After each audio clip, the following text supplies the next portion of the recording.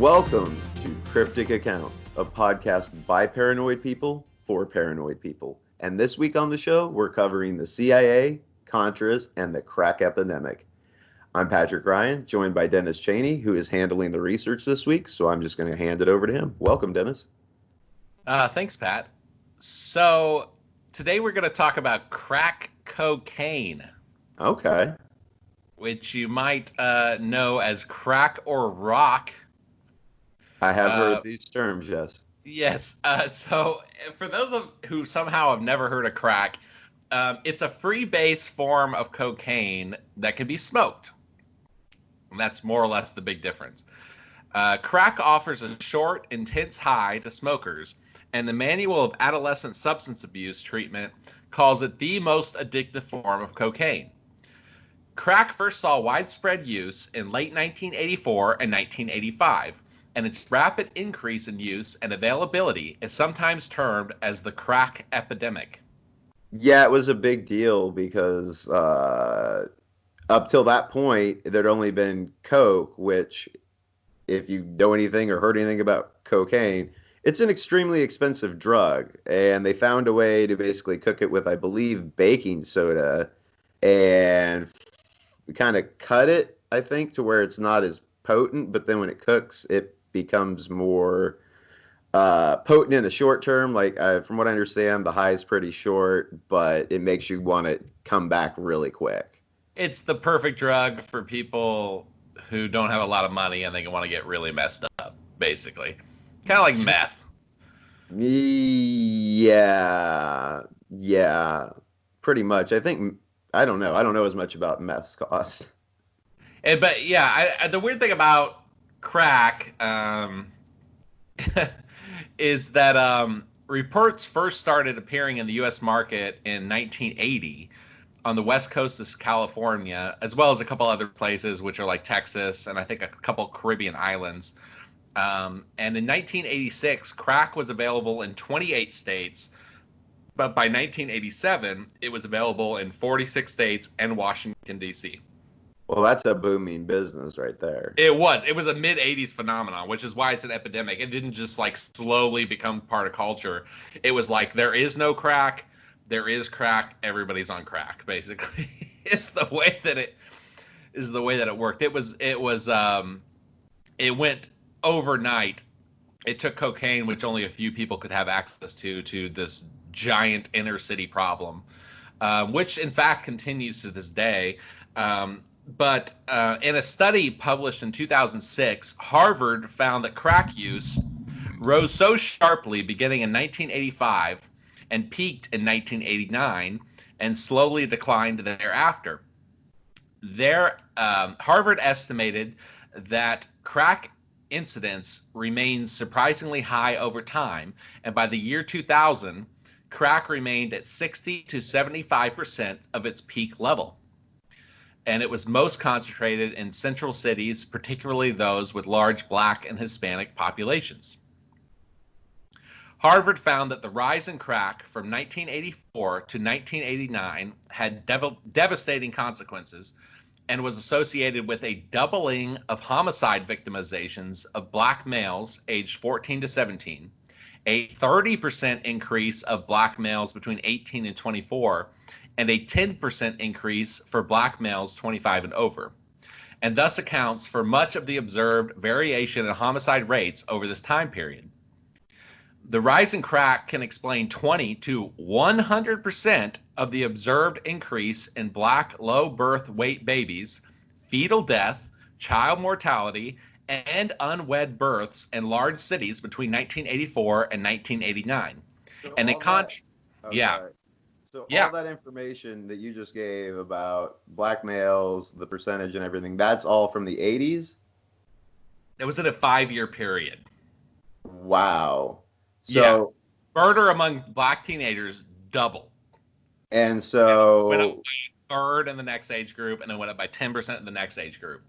And this is a highly scientific study. I read the whole thing.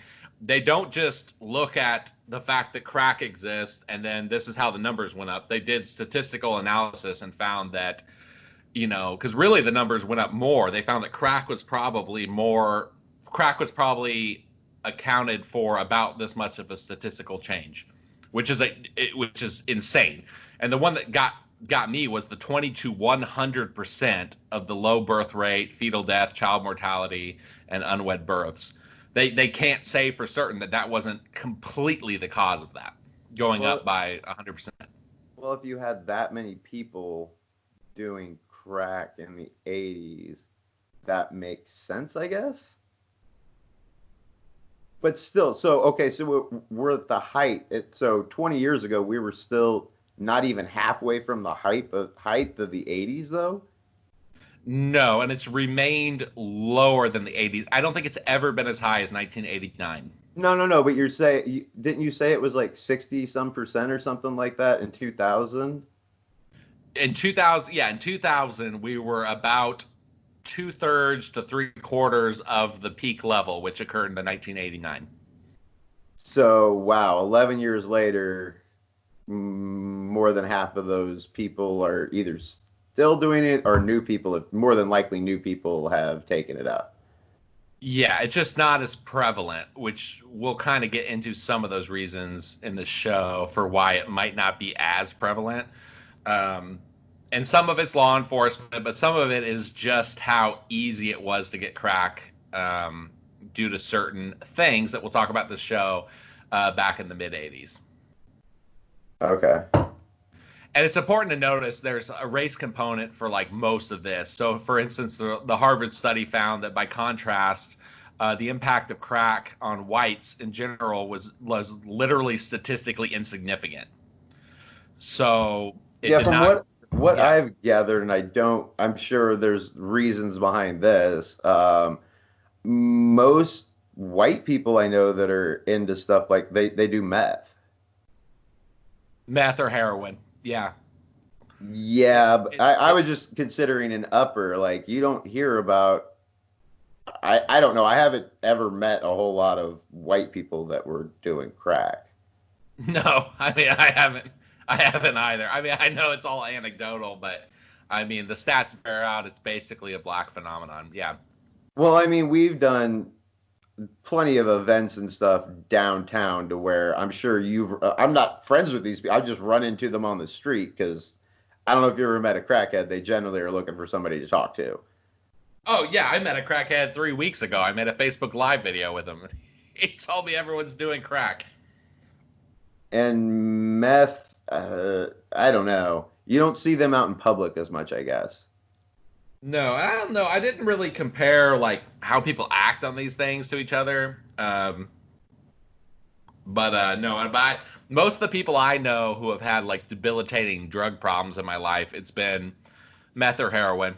But I mean, I tend to hang in pretty white circles. You know, I'm from Kansas. I'm a white dude. Like, so that's most of what I've experienced. Like either distant family members or people that I, know who have had an issue at some point. It's been either prescription drugs or opioids or the occasional meth person. I think,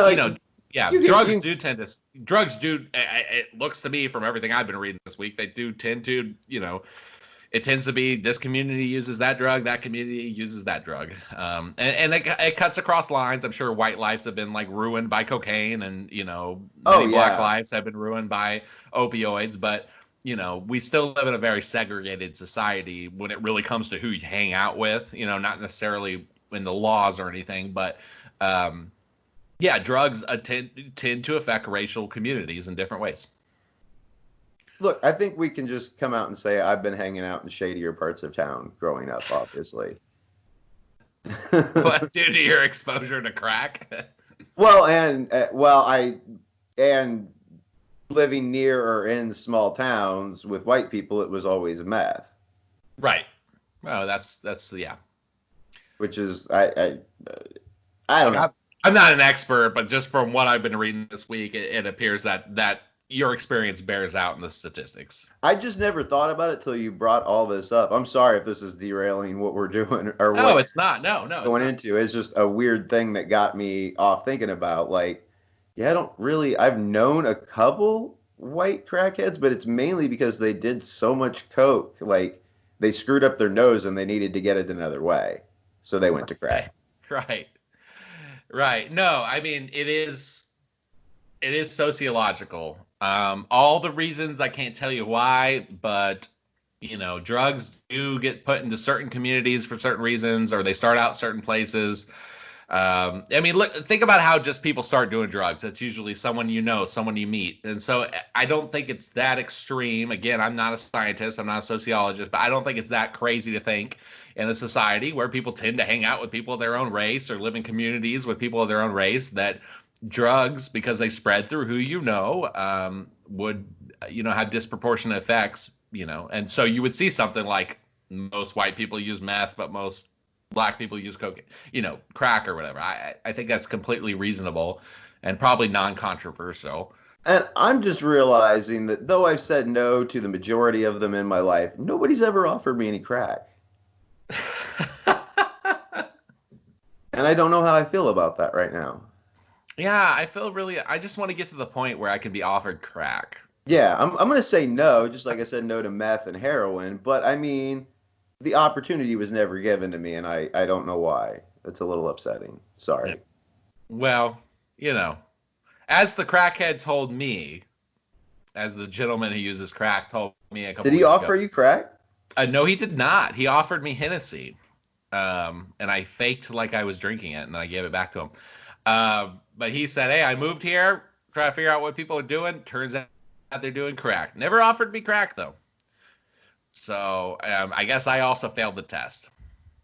Yep, we're too white, I guess. We are down this which rabbit is a hole. little weird. Oh, jeez. Oh my. So there's a racial disparity is the point. It tends to cluster in communities with African Americans and Latinos.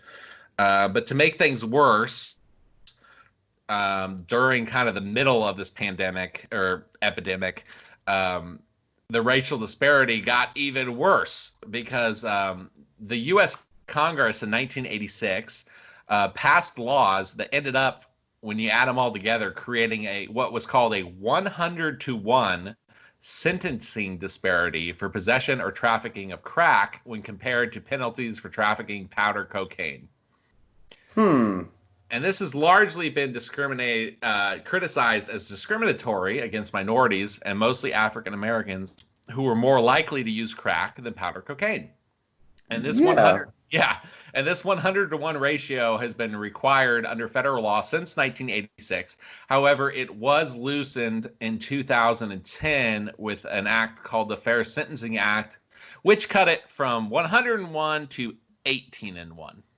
Yeah, and if it just with on a side note on this, federal laws with their mandatory minimum sentencing on drugs in general is just ridiculous. Yeah, I completely agree with that. And in fact, that actually kind of plays into what we're going to talk about today. Okay. There's actually a real life example of that in our story, although it's So, towards the end. So it's been a couple weeks, but you're going to upset me again today is what you're saying. It's my goal every year, man. And again, I know some of these are old stats, but some of these actually, it just shows kind of at the height of crack and the continuing decade afterwards. By the year 2000, the number of incarcerated African Americans was 26 times what it was in 1983, which is like kind of largely attributed to the whole crack epidemic. Is that what most of them were in jail for? No, but think about what I just said. There was also tons of extra murders, tons of extra other crime related to it, basically.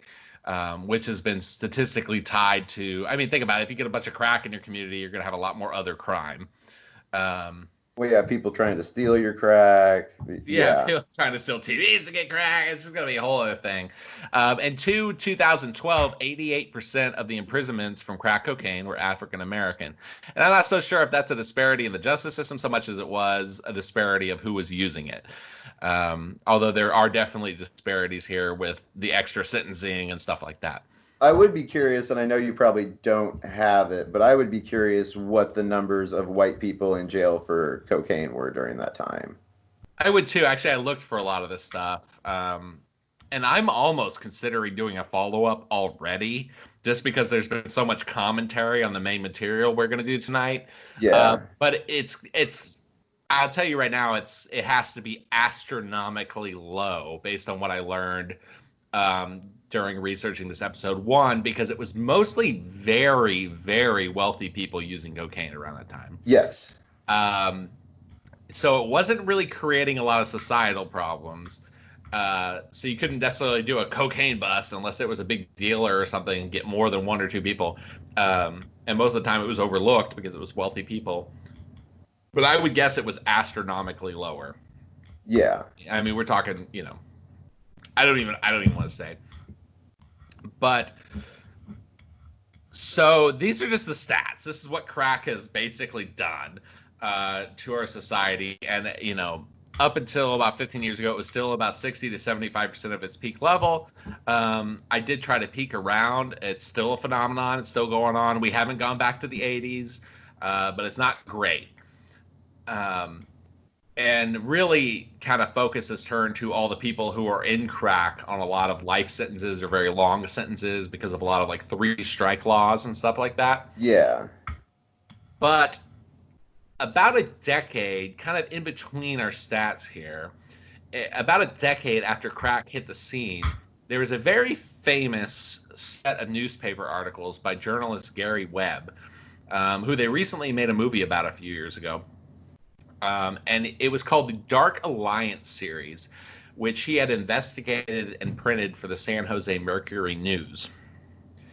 And I would like to present you with this because it has become all in one its own what is a conspiracy theory, whether or not you believe it or not, and kind of its own cultural phenomenon that tries to detail with like real reporting how this hit the black community so hard, and some connections to our government, which I'm sure a lot of people who are into conspiracies and stuff have probably heard offhand or in different conversations, that the CIA basically was responsible for this. Yes, I've definitely heard that, but I don't know all the details behind it. So we're going to go into some of his source articles that I have, edited, and that I've also added some extra, more recent stats to and stuff. And it begins by stating that for the better part of a decade, a San Francisco Bay area drug ring sold tons of cocaine to the Crips and Blood street gangs of Los Angeles, and funneled millions in drug profits to a Latin American guerrilla army ran by the U.S. Central Intelligence Agency. So he just says it flat out. The drug network opened the first pipeline between Colombia's cocaine cartels and the black neighborhoods of Los Angeles, a city now known as the crack capital of the world. The cocaine that flooded in helped spark a crack explosion in urban America and provided the cash and connections needed for LA's gangs to buy automatic weapons. It is one of the most bizarre alliances in modern history. The union of a U.S.-backed army attempting to overthrow a revolutionary socialist government and the Uzi-toting gangstas of Compton and South Central Los Angeles.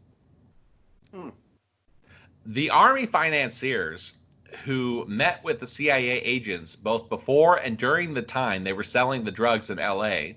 delivered cut-rate cocaine to the gangs through a young South Central crack dealer named Ricky Donnell Ross. Unaware of his supplier's military and political connections, Free Ray Rick, a dope dealer of mythic proportions in the LA drug world, turned the cocaine powder into crack and wholesaled it to gangs across the country.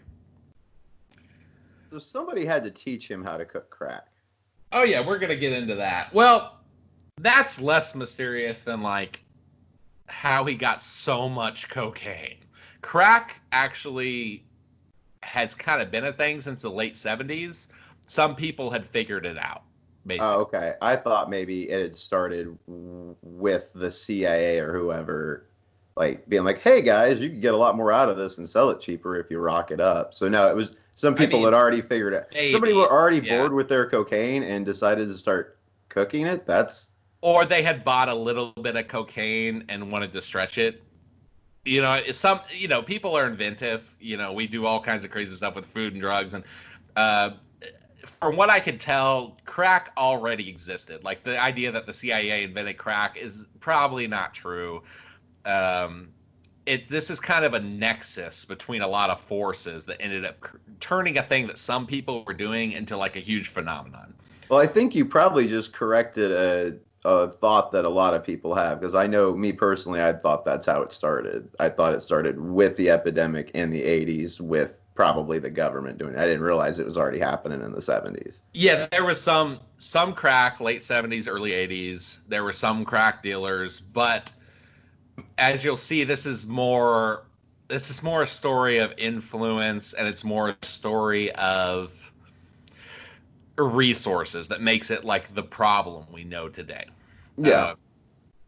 So the cash that Ross paid for the cocaine, court records show, was then used to buy weapons and equipment for a guerrilla army named the FDN, the Nicaraguan Democratic Force, the largest of several anti-communists commonly called the Contras.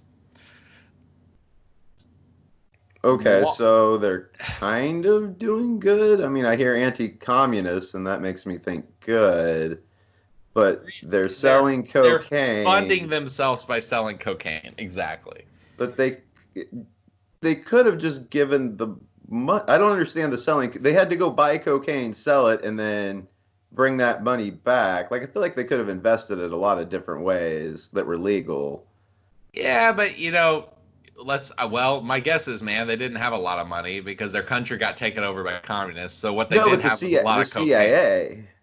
Well, the CIA. You think? Oh, they're taking the cocaine from the people from this Nicaraguan resistance or whatever. They have coke, and then they're going and selling it for them. Okay. Well, no, this gets pretty nuanced, and I've been exposed to like the general story. CIA makes crack, goes and sells it in the inner cities.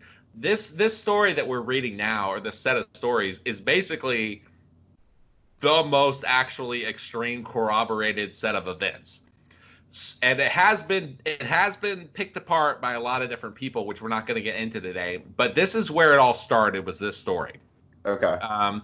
Basically, the idea that the CIA like invented crack in a lab and walked into the inner, like that never happened.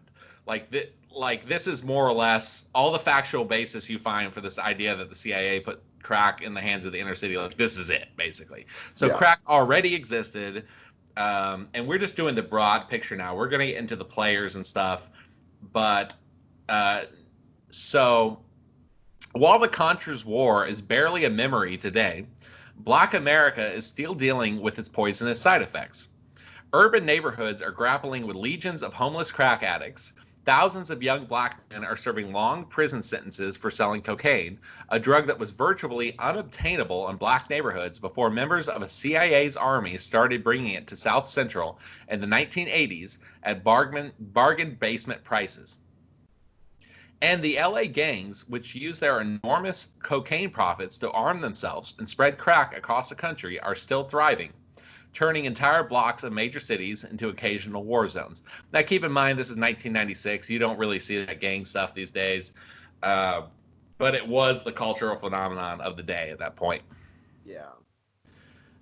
There is a saying at the end that the ends justify the means, says former Contra leader and drug dealer Danilo Blandon, when he was testifying during a cocaine trafficking trial in San Diego. And that's what Mr. Bermudez, the CIA agent who commanded the Contras, told us Hondurans, okay? So we started raising money for the Contra revolutions. And this is an important name, Danilo Blandon. There's really three people you need to know here. The first one is Rick Ross, also known as Free Ray Rick, and also Danilo Blandon, who was his contact who had come from Nicaragua. Okay, and this is happening in a U.S. court? This was a later testimony of him in the U.S. court admitting to this. Okay. Declassified reports, federal court testimony, undercover tapes, court records, here and abroad, and hundreds of hours of interviews over the past 12 months leave no doubt that Blandon was no ordinary drug dealer. Shortly before Blandon, who had been the drug ring's Southern California distributor, took the stand in San Diego as a witness for the U.S. Department of Justice, federal prosecutors obtained a court order preventing defense lawyers from delving into his ties with the CIA.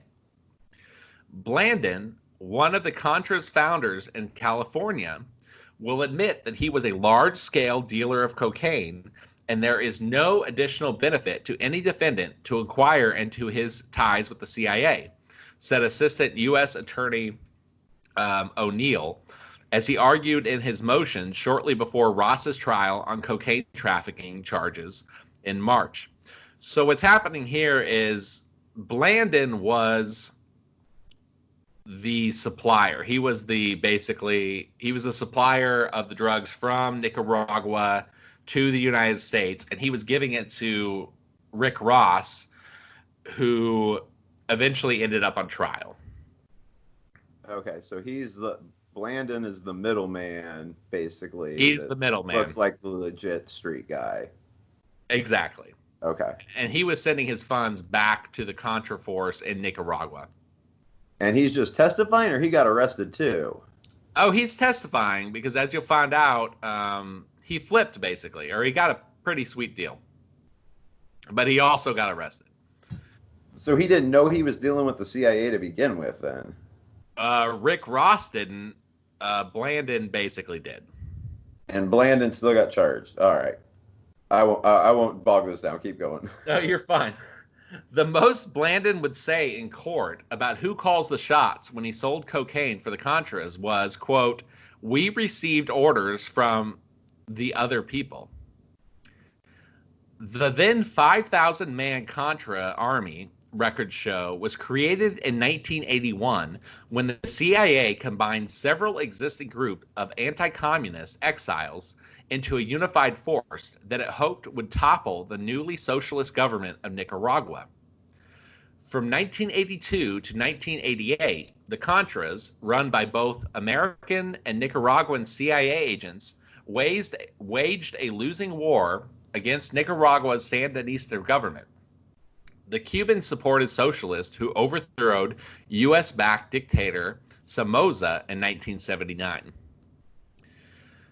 Blandon, who began working for the Contra drug operation in late 1981, testified that the drug ring sold almost a ton of cocaine in the United States that year, $54 million worth at prevailing wholesale prices.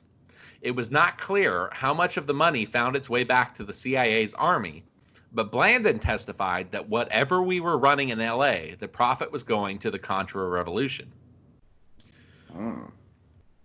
Now, at this time, Blandon was a full-time informant for the DEA, a job that the U.S. Department of Justice got him after releasing him from prison in 1994. Though Blandon admitted to crimes that have sent others away for life, the Justice Department turned him loose on unsupervised probation after only 28 months behind bars and has paid him more than $166,000 since. And this was just in 1996. Man, that would be worth going to jail for almost, for whatever it was, 18 months. Oh, 28 months for $166,000? Yeah. Oh, yeah. Almost like they were compensating him for his time. Yeah. Sorry we had to get you in that, but we were really getting all these black people, but we got to take you down too. So, and this story this week works a little different. We're starting at the point here where Rick Ross is on trial for being essentially a kingpin. Blandon, who is wholesaling him the cocaine, is sending all the money back to the CIA Contras, and we're going to kind of work through this starting at this point to see how this all happened. Okay. So Blandon's boss in the Contra cocaine operation, Juan Norwin Meneses, has never spent a day in U.S. prison, even though the federal government has been aware of his cocaine dealing since at least 1974, as records show. And this is what we notice as we go through this, the higher up you get, the less consequences there are, basically. Huh. Meneses, who ran the drug ring from his homes in San Francisco Bay, is listed in the DEA's computers as a major international drug smuggler and was implicated in 45 separate federal investigations. Yet he and his cocaine dealing relatives lived quite openly in the Bay Area for years. Meneses' organization was the target of unsuccessful investigative attempts for many years, said Prosecutor O'Neill. But records and interviews revealed that a number of those probes were stymied not by the elusive Meneses, but by agencies of the U.S. government. Agents from 4 organizations, the DEA, U.S. Customs, the Los Angeles Sheriff's Department, and the California Bureau of Narcotic Enforcement, have complained that investigations were hampered by the CIA or other unnamed national security interests. In fact, an indictment filed against him in 1984 was quickly locked away in the vaults of the San Francisco Federal Courthouse, where it remains today, inexplicably secret for more than 7 years. And Meneses was never arrested by the U.S. Huh. So if you're going to be a criminal, be a big one, and be big enough that the CIA likes you so that they can do their weird stuff is what I'm getting out of this. Yeah, it's very strange. So Meneses had been operating cocaine in California from the mid-70s through the early 80s before he ever got involved with Blandon, who was his fellow Nicaraguan, who then got involved with Rick Ross, who was a guy from South LA. And somehow Meneses just like barely gets touched here. Huh. It makes sense too, because I guess at that time cocaine wasn't really that looked at, so I guess once it became crack, maybe it became a big deal. But Meneses here is the big dog. He's the guy who had all the cocaine. Funny how when black people started getting spun out, now it's a problem. Yeah, it gets even weirder. So eventually Meneses was arrested, but it was in 1991, so close to 20 years after he started dealing cocaine. And it was not in the United States, it was in Nicaragua. And the judge in Nicaragua expressed astonishment that the infamous smuggler went unmolested by American drug agents during his years in the United States, stating, "How do you explain the fact that Norman Meneses, implicated since 1974 in the trafficking of drugs, has not been detained by the United States, a country in which he lived, entered, and departed many times since 1974?" Well, that question needs to be asked to the authorities of the United States, replied Roger Mayorga, the chief of Nicaragua's anti-drug agency. So by the time he was finally hauled in, not in America, but in Nicaragua, basically the Nicaraguan authorities said, you got to ask the United States about that. And this guy had all kinds of connections. Like, there was a Senate investigation into this. There were customs agents that were blowing the alarms. There was literally a federal indictment that ended up getting sealed away. But it's the Nicaraguans that end up arresting him. They end up arresting him, and they're like, we have no clue what's going on here. And the fact that their main governmental guy said you got to ask basically the authorities of the United States. And in fact, Meneses, there's several pictures of him like posing in his home in San Francisco with like known CIA operatives. So who knows how early this started? So keeping it pretty casual then, like you feel pretty good about your setup if one that you're taking, not so much that you're taking pictures, that CIA agents are willing to pose with you in these pictures. Yeah, why are they with you? That's weird. Like, hey, we're doing some crazy dirt here. Photo op? You want one for the scrapbook? Like, I don't understand how that comes about. People are bold, man. I guess if you've been doing it for, at that point, probably at least 5 or 6 years, say from the 70s till the early 80s before anybody even started noticing, I'm sure you get pretty bold. Yeah, and at that point, it wasn't crack yet. It was still cocaine. So it was for rich people. So it kind of makes sense if you keep that in mind, if you keep that frame in mind that, yeah, he might have some connections. Because who are you going to sell to? You're going to sell to wealthy, connected people. Yeah. It's not. Yeah, I know. It's just I get it. Like go ahead. I just go ahead. Now, Blandon, the middleman, he was leading an equally charmed life. For at least 5 years, he brokered massive amounts of cocaine to the blocks of Los Angeles without even being arrested. But suddenly, his luck changed overnight. In October of 1986, agents from the FBI, the IRS, the local police of the Los Angeles Sheriff fanned across Southern California and raided more than a dozen locations connected to Blandon's cocaine operation. Blandon and his wife, along with numerous Nicaraguan associates, were arrested on drugs and weapon charges. However, the search warrant affidavit reveals that the local drug agents knew plenty about Blandon's involvement with cocaine and the CIA army nearly 10 years ago.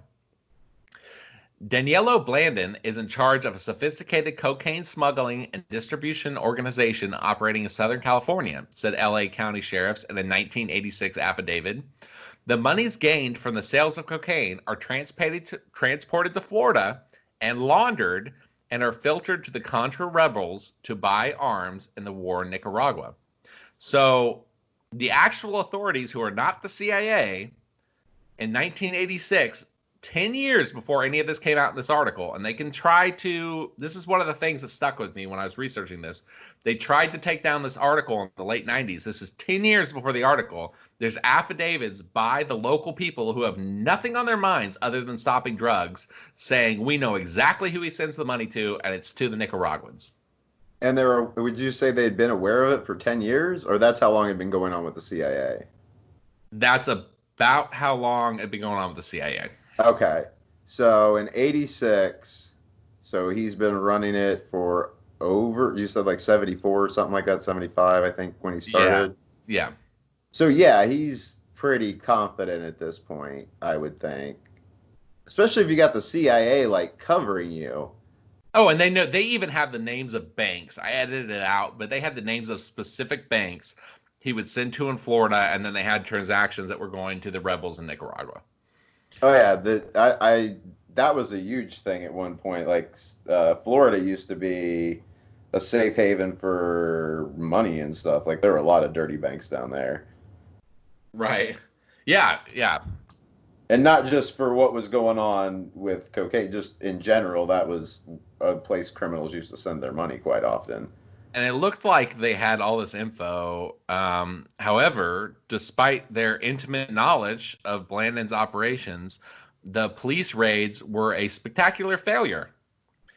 Every location they raid had been cleaned out of anything remotely incriminating, and no one was ever prosecuted.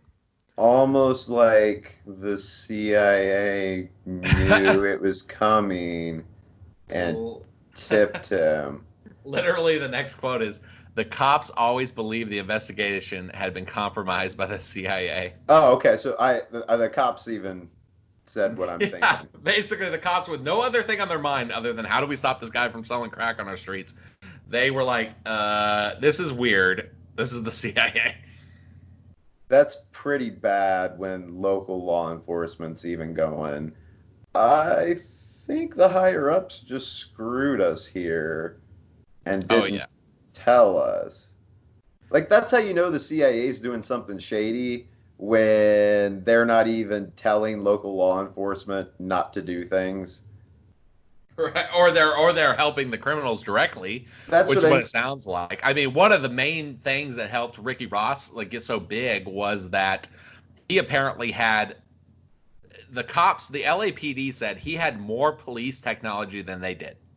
He had a full-time, sophisticated network of police scanners and stuff like that just was not around in the 80s. And they were full-time monitoring it. And so they knew more what the cops were doing than the cops knew, basically. Almost like you would need somebody high up in government to set all that up. If I was going to guess, that was probably helped along by maybe not the CIA directly, because I don't know at what point he knows he's working for them because he's got that middle guy, but somebody set him up like, hey, bro, you need to like be aware, like what's going on. Right. And even that, I mean, yeah, it's shady. Well, I So, mean, I've studied quite a few big drug dealers, like, and organized crime stuff. This is the first time I've heard of anybody having anything super sophisticated like that set up. right, it's just the organization. And the more you learn more about Ricky Ross, I mean, I don't want to denigrate him, but he just doesn't seem like the guy who would think of something like that. Well, So, yeah, I mean, yeah. And so yeah, go ahead. I was just gonna say, normally if you made your living and your career out of selling coke, odds are you're probably not. I don't know.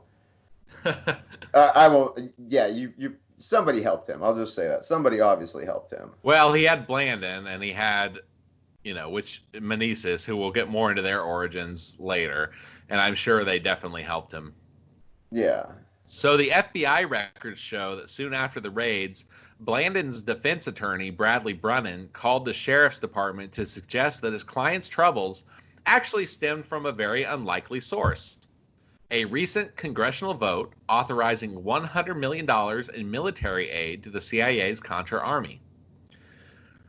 According to a December 1986 FBI teletype, Brunnan told the officers that the CIA winked at this sort of thing, indicated that now that the U.S. Congress had voted to fund the Nicaraguan Contra movement, U.S. government now tends to be turning against organizations like this.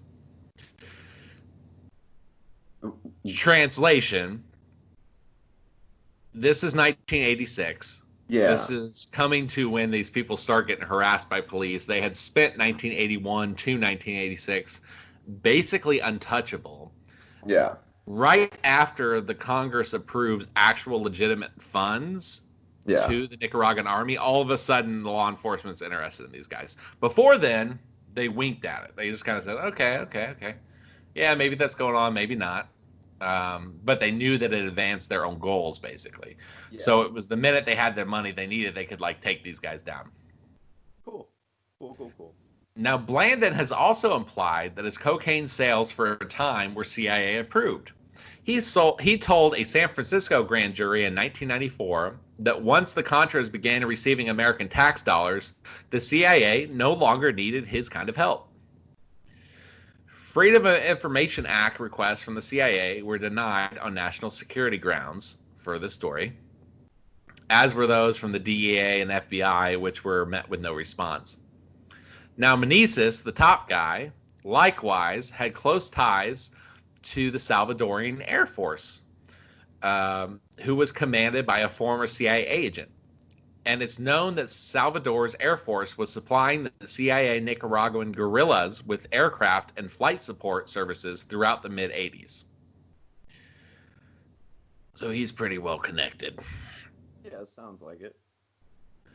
Now, if these three, Meneses, Blandon, and Freeway Ricky Ross, had been in a more respectable line of work, they would have been hailed as geniuses of marketing. This odd trio, a smuggler, a bureaucrat, and a driven ghetto teenager, made fortunes creating the first mass market in America for a product so hellishly desirable that consumers will literally kill to get it: crack cocaine. Federal lawmen will tell you plenty about Ricky Ross, mostly about the evils he visited upon black neighborhoods by spreading the crack plague in Los Angeles and cities as far east as Cincinnati. And they hoped that Rick would eventually be sentenced to life in prison without the possibility of parole. But those same officials won't say a word about the two men who turned Rick Ross into LA's first king of crack. The men who for at least 5 years supplied him with enough Colombian cocaine to help spawn crack markets in major cities nationwide. It all started in 1979, Pat, and here's where we break it down. Okay. Imagine these volcanic hills overlooking Managua, the capital city of the Republic of Nicaragua. Those hills in 1979 teemed with triumphant guerrillas called the Sandinistas. the Cuban-assisted revolutionaries who just pulled off one of the biggest military upsets in Central American history. In a bloody civil war, they destroyed the U.S.-trained army of Nicaragua's dictator, Somoza, and the final assault on Somoza's downtown bunker was expected any day. In the dictator's doomed capital, a minor member of Somoza's government decided to skip the war's obvious ending. On June 19, 1979, Danilo Blandin gathered his wife and young children and slipped through the encircling rebels and flew into exile in California. Blandin was then 29-year-old son of a wealthy slumlord, so he probably wouldn't fare too well in a communist revolution. Yeah, probably not. And he left a life of privilege and luxury behind.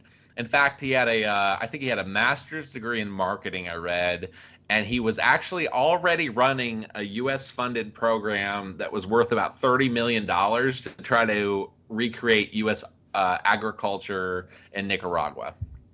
So that government was heavily funded by us, and he was tied in. Yeah. Now, Blandin swore that he didn't plan on becoming a dope dealer when he landed in the United States with only $100 in his pocket, seeking political asylum. He did it, he insisted, out of patriotism. And when duty called in late 1981, he was working as a car salesman in East Los Angeles.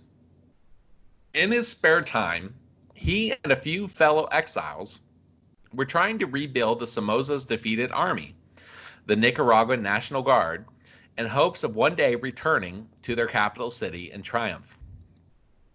Like his friends, Blandin nursed a keen hatred of the Sandinista Marxists, who had confiscated the Blandin family's cattle ranches and sprawling urban slums. That venture began, Blandin testified, with a phone call from a wealthy friend in Miami named Donald Barrios, an old college classmate. Corporate records show that Barrios was a business partner, so here's our first Florida connection, was a business partner of one of the ex-dictatorship's top military aides, a major general called the Tiger Medina, a steely-eyed counterinsurgency expert and the former supply boss of Somoza's family, an army. Blandin said his college chum, who also was working in the resistance movements, dispatched him to Los Angeles International Airport to pick up another exile named Norwin Meneses, who he had never met until that day.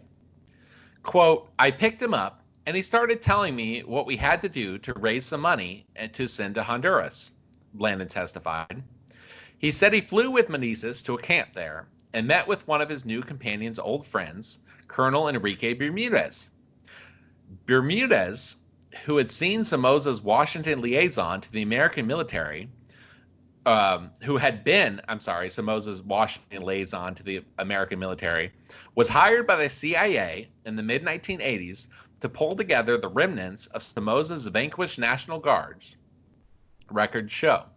Bermudez was the Contras military chief, and according to congressional records and newspaper reports, received regular CIA paychecks for decades, payments that stopped shortly before his unsolved death in 1991. Stopped getting paid and then he died. That's a strange coincidence. So in the early 80s, you have this exiled guy whose dad's a slumlord. You know, he's kind of connected in Nicaragua. He's running this U.S., Blandin, he's running this basically farm program. So he's connected, but he's not really in with the military. He moves to California. He's working at a car dealership, gets a call from a college buddy who's also a refugee who says, hey, I'm sending a guy over. And then next thing you know, he's on a plane to go meet these rebels in Honduras who are planning their assault, fully funded by the CIA on the capital city. But they don't know that it's funded by the CIA at this point. They do know. Oh, okay. I mean, that we fully, this is still Blandin and stuff. We haven't even got into the Americans. We're still talking about the Nicaraguans who basically know. So White House records show that shortly before Blandin's meeting with Bermudez, President Ronald Reagan had given the CIA the green light to begin covert paramilitary operations against the Sandinista government. But Reagan's secret order permitted the spy agency to only spend $19.9 million on the project, an account the CIA officials acknowledged was not nearly enough.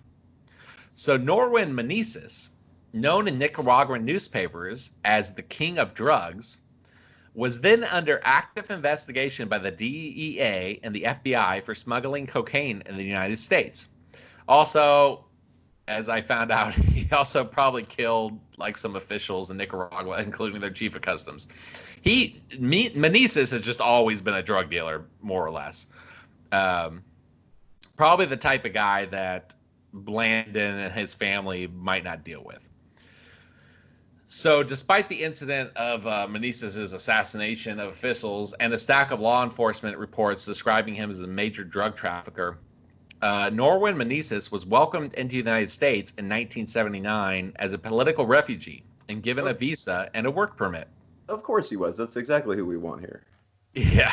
That's the immigration process working correctly. I'm sure no hands were greased. No, obviously not. He's perfect. So at that point, he settled in San Francisco, and for 6 years, from 1979 to 1985, he supervised the importation of thousands of kilos of cocaine into California. Now, after Meneses took Blandon to the rebel bases of their home country, he testified that Meneses took him back to San Francisco, and over 2 days, this is what I say, it says over 2 days, over 2 days, he gave him 2 kilograms of cocaine, which is 4 pounds, the name of 2 customers, and a one-way ticket to Los Angeles. So this guy is you move to a foreign country, you're dealing used cars, you get a call from a college buddy. He says, hey, man, you want to help out the Contras? You go, yeah, I want my country back. I want my fortune back. He goes, okay, I'm sending a guy to the airport. His name's Meneses. At that point, you probably recognize him as a huge drug dealer. You're like, okay, whatever.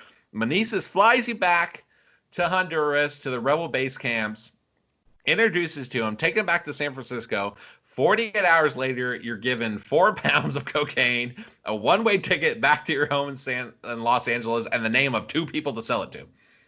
This is what Blandon. I almost feel bad for Blandon. You're saying this like this hasn't happened to all of us in our early 20s.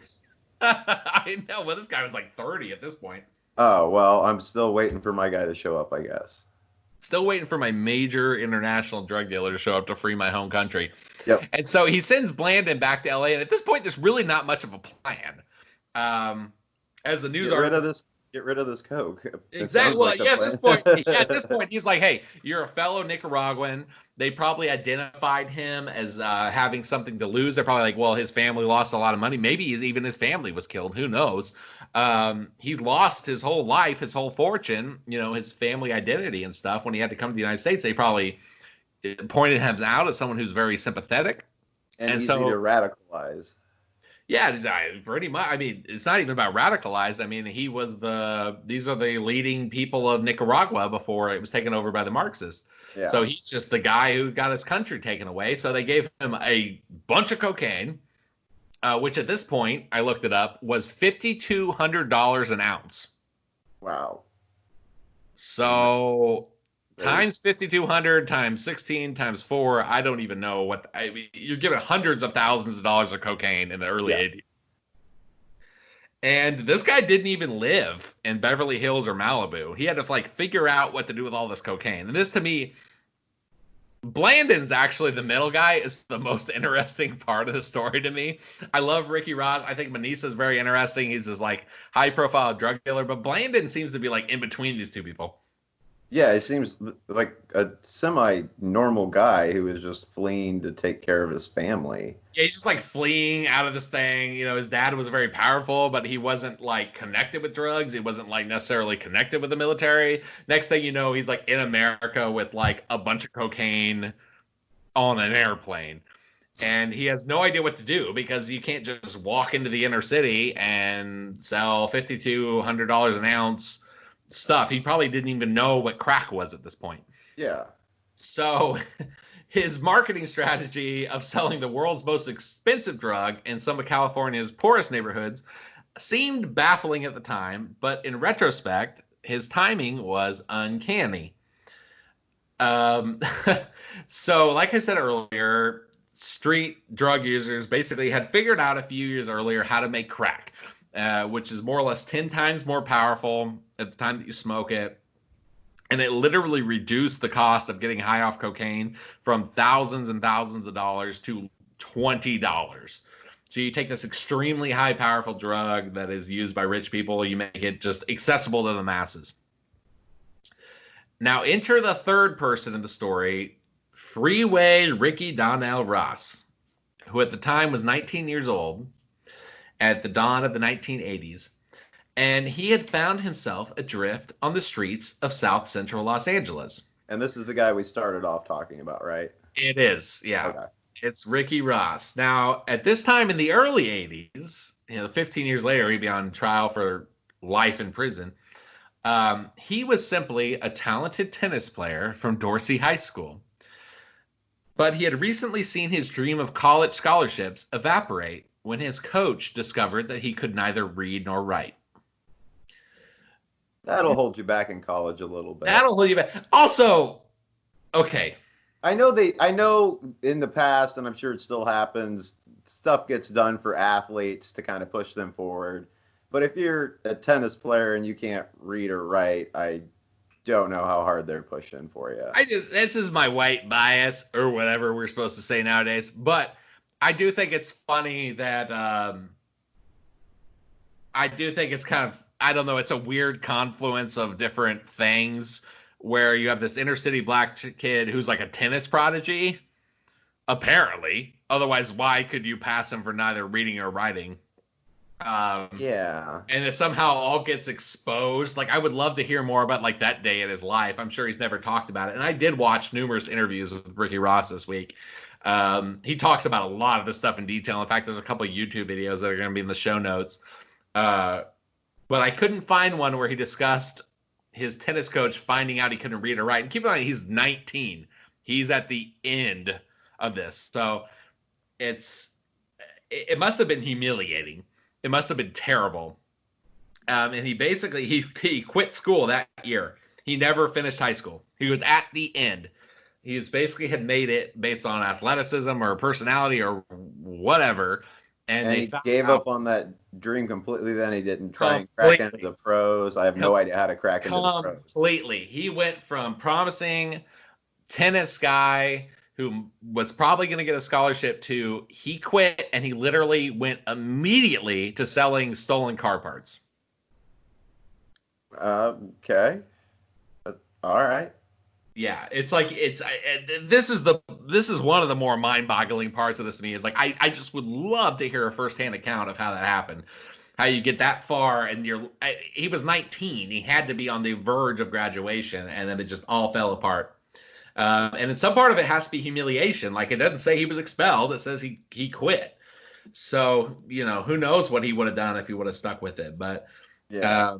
So he quit, and then one day, Ricky Ross was visiting a high school friend who had just gone to college on a football scholarship. And his friend at college had discovered cocaine, which he had barely heard about because he's impoverished in South Central LA.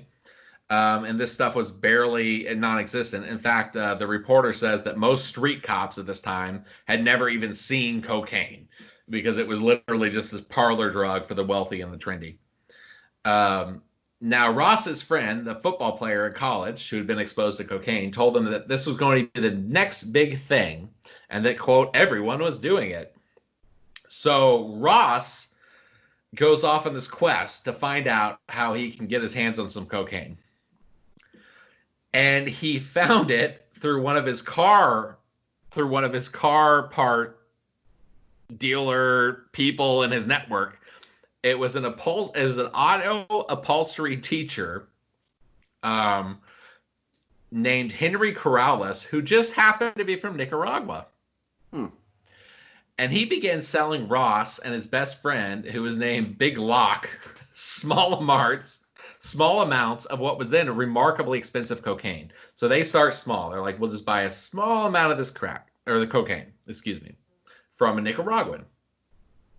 Now, thanks to a network of friends in South Central and Compton, including many members of various Crip gangs, Ross and his friend began steadily to build up a clientele for the cocaine. And with each sale, Ross reinvested his hefty products into more cocaine. Now, eventually, Corrales introduced Ross to his supplier. And who's his supplier? But Danilo Blandon. Danilo Blandon. And this is when business really picked up. So it's all coming together. It's all coming together. So this kid dropped out of school. He was great at tennis. He couldn't read. He started getting into stealing auto parts. A friend from college told him that cocaine existed. He had never literally heard of it. He goes and asks everyone he knows in the criminal underworld. A Nicaraguan who sells car seats says, yeah, I know a guy. And he sells him a little bit and then eventually introduces him to Blandon, who at this point had already been selling cocaine for a couple years to fund the Nicaraguans. Interesting. So everybody came together. It just all kind of came together. And at this point, I mean, like think about Ross. He can't read or write. His one talent seems to be tennis. In fact, I don't even think he was very good at selling used car parts. Like, I think he actually got arrested like very early on, like within the first year. Like, he wasn't even a great criminal. And I think he was like out on jail when he was talking to his college friends. So like this. Ricky Ross is kind of like the Joe Dirt hero of this whole story because this guy has no connection to anyone. He just kind of haphazardly found his way into the crack biz through selling cocaine to the Crips. Now, as Ross stated at one point, at first we were just going to do it until we made $5,000. So he was pretty small time. And then we started making, and this is after he met Blandon. So at first it started out with like, oh man, if I could just make $5,000, I'll quit. And then we started making it so fast, we said, okay, we'll quit when we make $20,000. And then we were going to quit when we saved enough money to buy a house.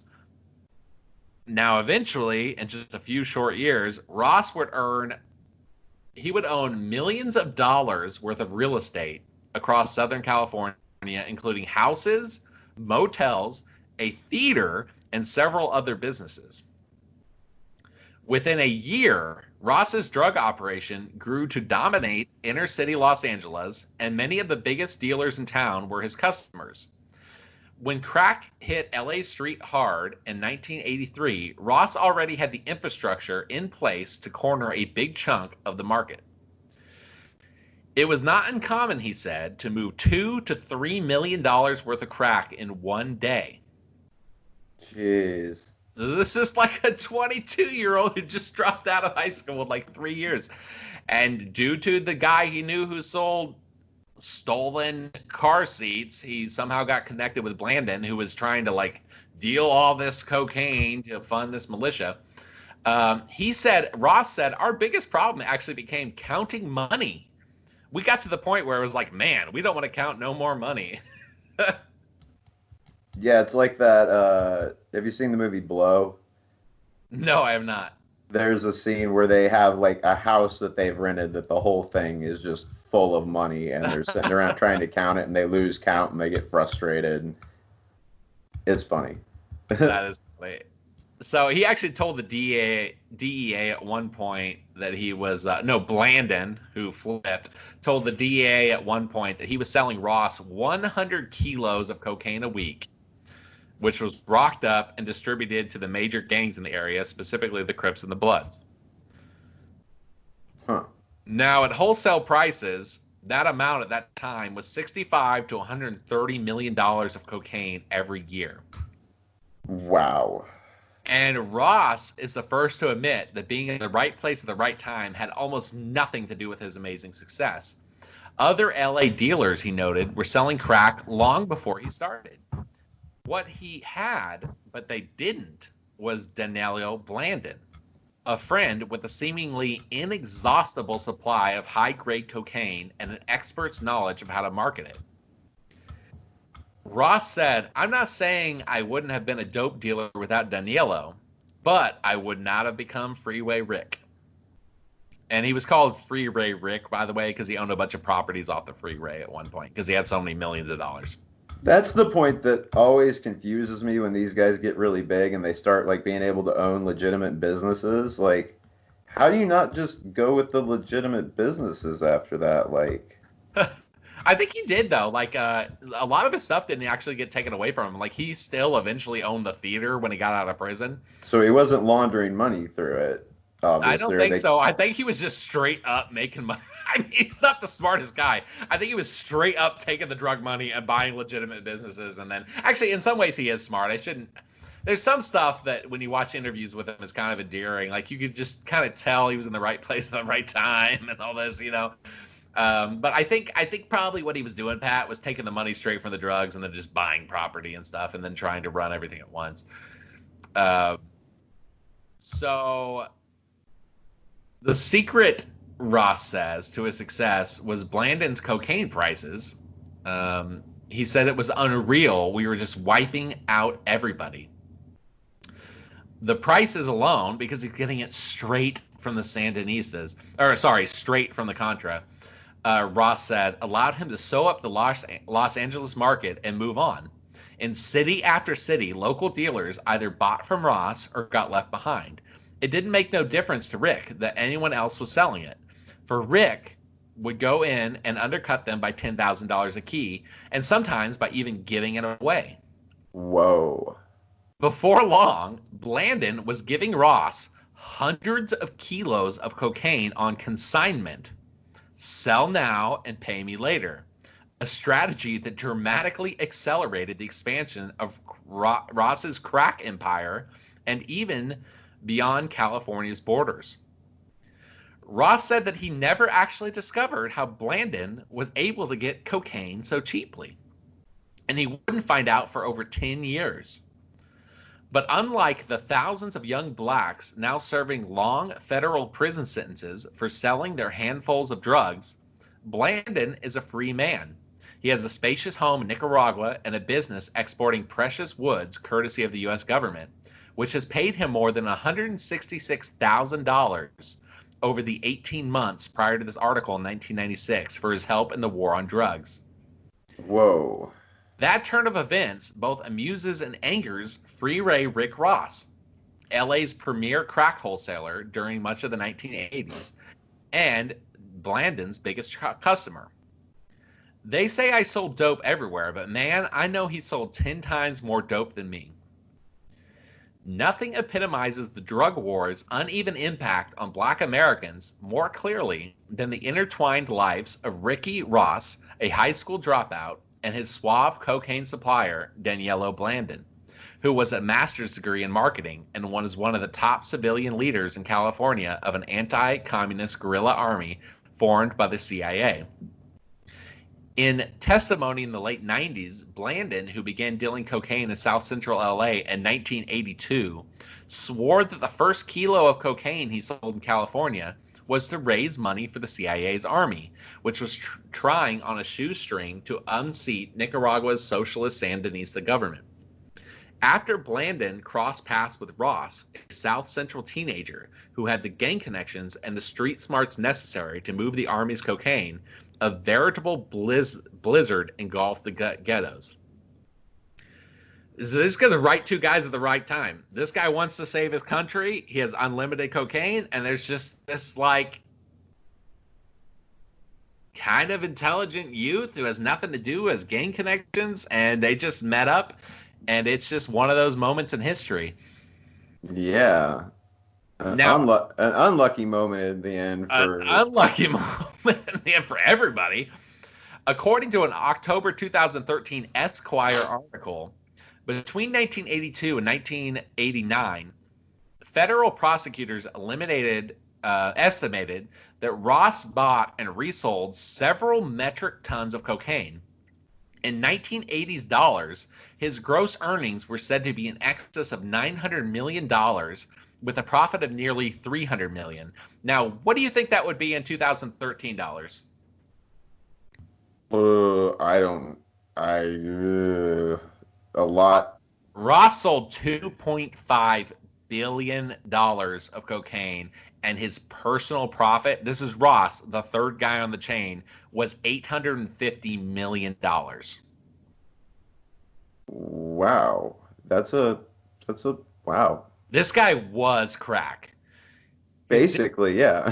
his distribution empire grew to include 42 cities, and the price he paid for a kilogram of powder cocaine dropped from as much as $60,000 to as low as $10,000 because of the sheer amount. Now, it wasn't until January 1987, when crack markets were popping up in major cities all over America, that the LA law enforcement decided to take this head on.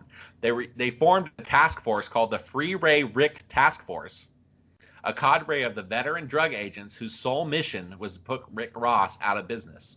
Well, see, when I heard that, like if I was Rick, when I heard there was a task force named after me, I think that's when I'd probably be cutting ties. That's what he did, because he's very street smart. Okay. Ross, as usual, was quick to spot a trend. He moved to Cincinnati. He settled down in a home in a woodsy Republican suburb on the east side of town. He said, I call it cooling down, trying to stay away from the game. I figured I already had enough money. Now, at that time, his longtime supplier, Blandon, reached an identical conclusion when a massive police raid on his cocaine operation in late 1986 nearly gave his wife a nervous breakdown. He testified that by the summer of 1987, he had safely absconded to Miami with $1.6 million in cash. Now, do you notice anything about these dates, late 1986, early 1987, since we're talking about the conspiracy? Yeah. It's directly after Congress gave the CIA $100 million to do the war. These people were no longer needed. I am convinced they were maybe not directly involved, but they were completely knowledgeable, helping them escape, helping them fund things, and looking the other way until they got their actual money. And then they turned like good law enforcement. I'm completely convinced that's the real story here. That's what it sounded like, yeah. Yeah, immediately these people were like, police were all over them after 5 or 6 years, and some of them 10, 20 years. And it only happened after they had their actual money for their illegal war. Now, so Ross is in Cincinnati at this point. It's 1987, and Ross at this point is just a manic deal maker. It's basically the only thing extraordinary he's done in his life since tennis. And he started looking around, and he found that Cincinnati's virgin crack market was too seductive to ignore. When he had left Los Angeles, the price of a kilo was around $12,000. But in Cincinnati, he said, it was $50,000. It was like I first started in LA. So, plunging right back in, the crack tycoon cornered the Cincinnati market using the same low price, high volume strategy and the same Nicaraguan drug connections he used in LA. So he's back using Blandon or whatever then? Went back. Yep, Blandon was with him at this point. Blandon had the same problems. They both had money problems. I mean, the cops are all over him. So, in some ways, chasing him out of LA actually ended up creating more of a crack epidemic, as far as I can tell. Because at this point, it's still, the whole reason crack became a thing was it was $5,000 to get cocaine. It was $20 to get crack. So he shows up in Cincinnati. He's like, oh my gosh, it's like $50,000 here. I can lower that to 10. And he ended up increasing his operation after this point to thousands of employees operating drug sales in St. Louis, New Orleans, Texas, Kansas City, Oklahoma, Indiana, Cincinnati, North Carolina, South Carolina, Baltimore, Cleveland, and Seattle. Wow, he really swung for the fences on this second round. LA chased him out of town, and he discovered a world where crack was still expensive. And he said, I know a guy with unlimited cocaine. And it's kind of like, I hate to say, it's like you pop a pimple, you want to clean up after it so it doesn't spread or something like that. I mean, it's kind of like they chased him out of LA, and it's just like he took his show on the road. And so this is when crack really exploded. Same guy, same connections. So he spread it to all these cities, but his reign was short-lived. In 1988, one of his loads ran into a drug-sniffing dog in New Mexico bus station, and drug agents eventually connected it to Ross. He pleaded guilty to crack trafficking charges and received a mandatory 10-year sentence, which he began serving in 1990. Now, back in sunny Miami, Blandon's retirement plans had also gone awry. His 24-city rental car business collapsed in 1989 and later went into bankruptcy. To make money, well, why do you think it collapsed? I don't know. Probably because it was just a money laundering operation, I guess. There was probably not a lot of actual rental cars. To make money, he testified. He'd be faking that with the books, though.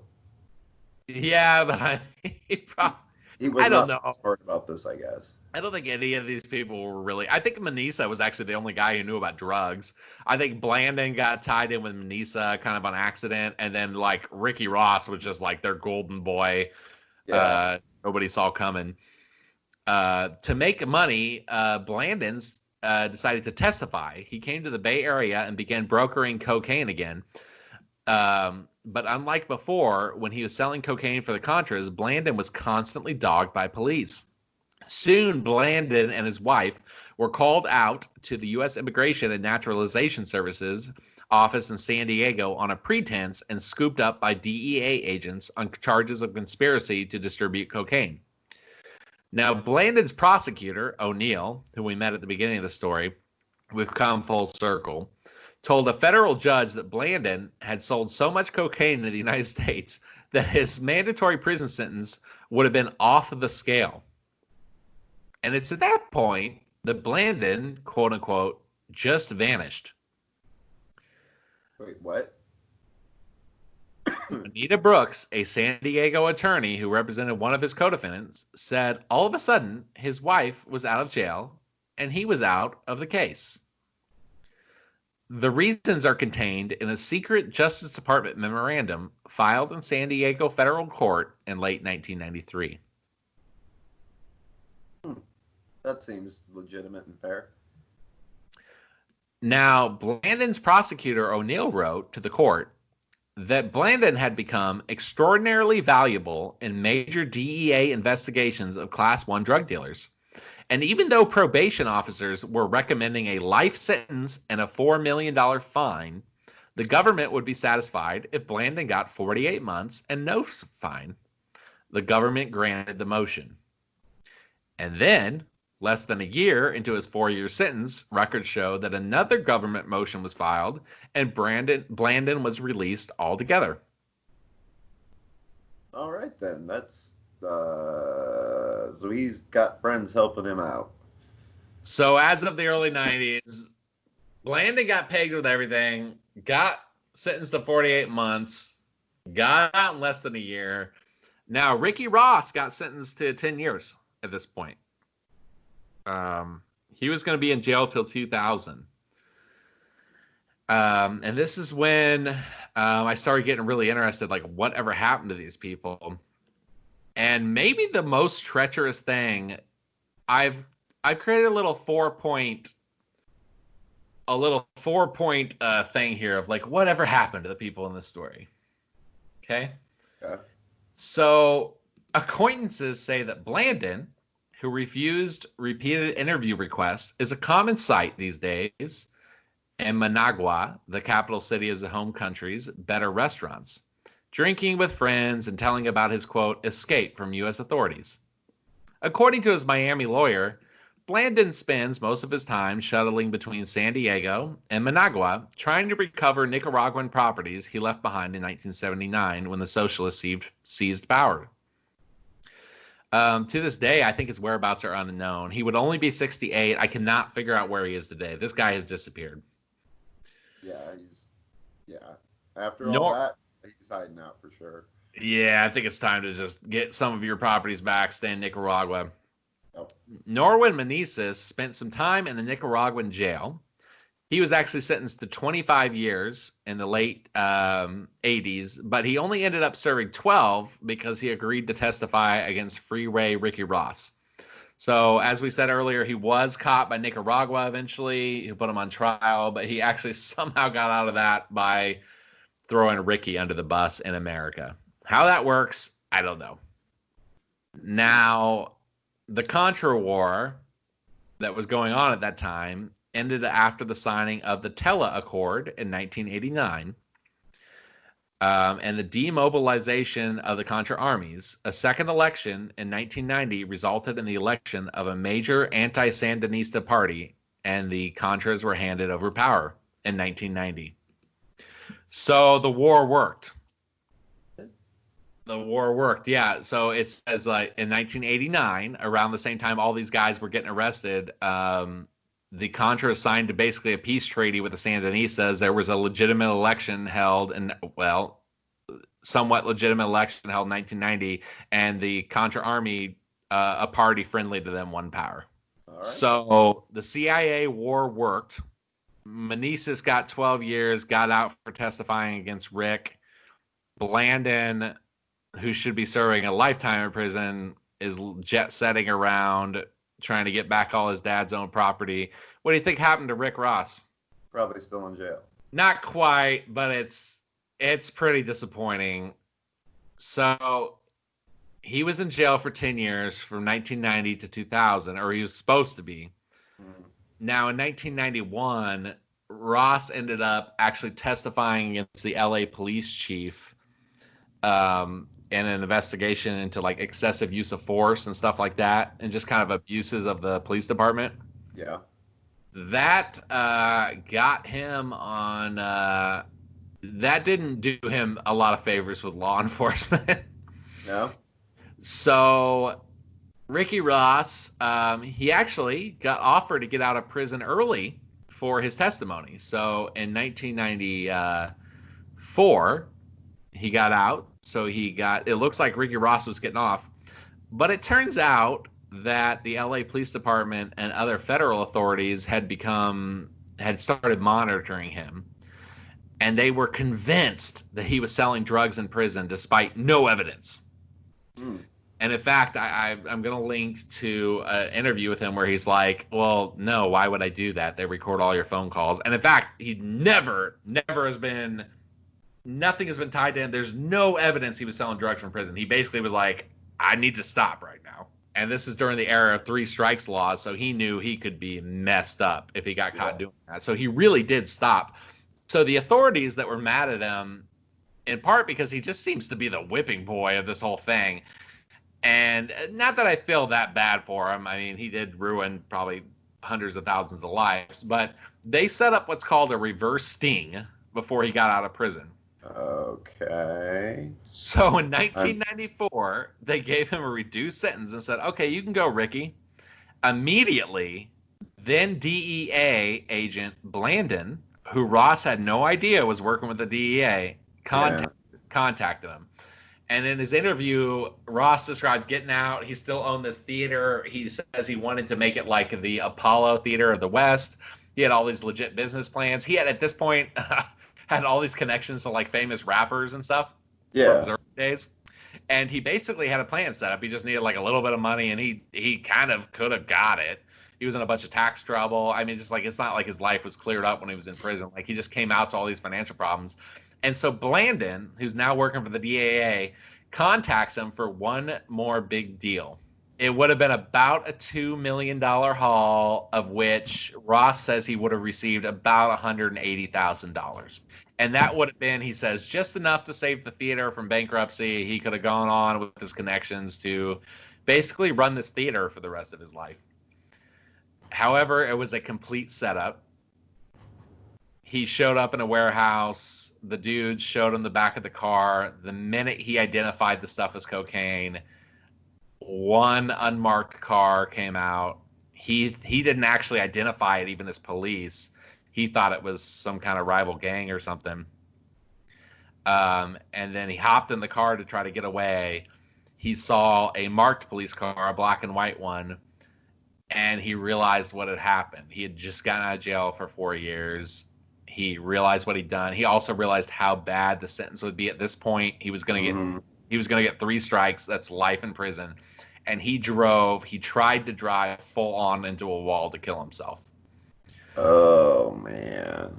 Wow. And luckily, it was unsuccessful. He did not kill himself, but he did get arrested. And in 1990, let's see here, in 1996, he got a life sentence on the 3-strike rule. Ugh. Meanwhile, while Blandon and Meneses are like jet setting across the world. Well, yeah, that seems fair. All that seems very fair. Yeah, I know. Wow. I'm kind of speechless here at the end. That was not the ending I was expecting at all. He got Wow. double crossed by the guy who sold him 10 times as much cocaine as this guy ever sold. Somehow that guy got let go, but Ricky Ross was left holding the bag. Well, you saved it till pretty much the end, but you managed to upset me still. Well, I mean, I was upset though, like through it, but it wasn't like a normal level of upset that you do to me in a show. It was all compounded here at the end. Well, I'll make you feel a little better. He did actually get out in 2009. That's cool. Okay. They determined. Yeah, it's because the 3-strike laws became unpopular. They determined that it was like way too punitive, and in part they decided it was kind of erroneously applied to him, and so he ended up getting out after 13 years. In fact, he served about his 20-year sentence. And since then, as far as I can tell with him, he sued Rick Ross, by the way, the rapper. For taking his name? Yeah, he did. He sued him. I'm at assuming one point, he didn't win. No, he did not. In fact, I think Rick Ross might have won $10 million from him. Well, that's even more messed Either up. Rick Ross won $10 million or he was asking for $10 million and lost the suit. I couldn't tell which one. And then also at some point he was arrested for sodomy in 2015. I don't know what happened to him after that. I couldn't find any record. But I don't think he went to jail because I found some like pretty good 2019 like interviews with him when he's out of prison. So seems like he's putting his life back together. He's had quite a ride. He's probably lived more lifetimes than most of us put together. Sounds like it. Yeah. So he's out. He had his big run in the 80s and 90s. He's okay. I did find it rather treacherous how Blandon ended up screwing him, but Blandon was also looking at a lifetime sentence. It's just a mess. Meneses, I couldn't figure out anything about. I Googled and Googled and Googled. That guy is off on an island somewhere or dead or something. I have no clue. That's crazy that that guy got away with all that, Meneses. Yeah, it's weird to me he got put in Nicaraguan jail, but also he was also kind of a criminal in Nicaragua to begin with. Oh yeah, that's right. He did spend time in jail there. Well, I don't know if he spent time in jail. Well, he did end up spending 12 years, and then somehow testifying against Rick Ross got him out. But before that, he seemed to be untouchable since the 70s. I don't know. He seems to be the most connected person. Blandon seems to have been brought into that world. Ricky Ross seems to have been kind of tangential to that world. And as you say, the poop rolls downhill. So, Ricky Ross definitely got the worst end of the stick. I cannot say I feel bad for any of these people. They ruined hundreds of thousands of lives. Yeah, no, I don't feel bad. I only feel bad that the way our CIA kind of manipulated things and caused a lot of this, though. Right. And basically, I'll just go. There's no reason to do another show about this. It would be like an anti-conspiracy show. Basically, the argument against this is that the CIA basically set this up, but after that, it was kind of running out of control. It even says by 1986 they got the money they needed. It wasn't like they were necessarily at that point. It was other aspects of the justice system, like the DEA and the FBI, who were trying to like make Blandon an informant. But it's weird that part of our government was selling drugs to raise money, though. Well, that's the thing is they weren't. They were, but they weren't. They were basically aiding and abetting these Nicaraguans to sell drugs. And the whole thing spiraled incredibly out of control due to cocaine becoming crack. Yeah. Right? I mean, it's not as simple as the CIA just went in it, but also they aided and abetted it, and they kind of, from what I can tell, and again, we don't have time to get into all the counter theories and stuff like that, but basically no one disputes that these Nicaraguans had CIA connections. There's probably some good reason to think they slid under the radar due to that. There's not a lot of good reason to think that they were being like fed. They didn't need to be fed cocaine. They didn't need to know the recipe for crack. All these things just kind of Yeah. up at the same time in history. Like it just kind of happened, which I believe that's kind of the way it went down. So like our government is definitely not innocent. They didn't create the crack crisis, but they actively worked to stop what could have been like a law enforcement bust down in the 80s. Yeah. Yeah, it's really gross, and basically everyone involved is gross. But it just goes to show you what they were willing. I mean, you tell me right now if crack was hitting, the suburbs, that they would have let this happen. There's just no way that the CIA would have been helping, get police scanners or whatever the heck they were doing. Like, Yeah. Just, Well, I don't know that it doesn't. Something similar doesn't still happen today in other ways, but yeah, it always changes faces. But I came away, and again, like, we're not going to get into all the debunking, but the bottom line is a lot of stuff from the article. It's not like he lied. It's not like this reporter was lying. Like a lot of the stuff is truthful and reporting, but it kind of all points towards one thing when necessarily even a lot of his own facts don't point towards that. Like Daniello at one point was talking about how Reagan like souped him up with money, but like it was kind of actually literally the opposite with the 19.9 instead of the 100 million. Like it was definitely like not necessarily a rogue element, but it wasn't like this big concerted effort. Like we got to get cracks in the streets. It was more just like kind of callousness. Like they had to have known it was going on. They just didn't do anything about it. And then the minute they weren't useful, 5 years later, they started doing something about it. But as we talked about in the beginning of the episode, kind of too late. You now have like millions of people who have used crack, thousands of people in jail, murder rate that went through the roof and still remains, high. It caused a lot of societal problems, and it's not necessarily the CIA's creation, but they definitely helped aid and abet it. Is my take. I mean, I don't want to step on anyone's feet if they have more information than me, but from what I can tell by reading a variety of sources, I do think that this, like I said in the beginning, this set of articles, The Dark Alliance, is probably the best sourced, most incriminating thing you can find. Anything beyond this starts verging on just like outright conspiracy theories. And even this has been pretty credibly fact-checked to the point where it's not necessarily as extreme as he made it sound, but Meneses definitely had connections to the Salvadorian Air Force, the CIA. He definitely was giving a huge amount of cocaine to Blandon, who was definitely giving a huge amount of cocaine to Rick Ross, who was some sort of crack prodigy for some reason. And that's just the facts. So you can't erase the fact that that chain leads to the CIA, Yeah, I think you did a good job of presenting the facts on this. So thank you for doing all that this week, Dennis. I found it very interesting. I hope everybody else did. But yeah, let's go ahead and wrap it up. So, all right. Have a great night, Pat.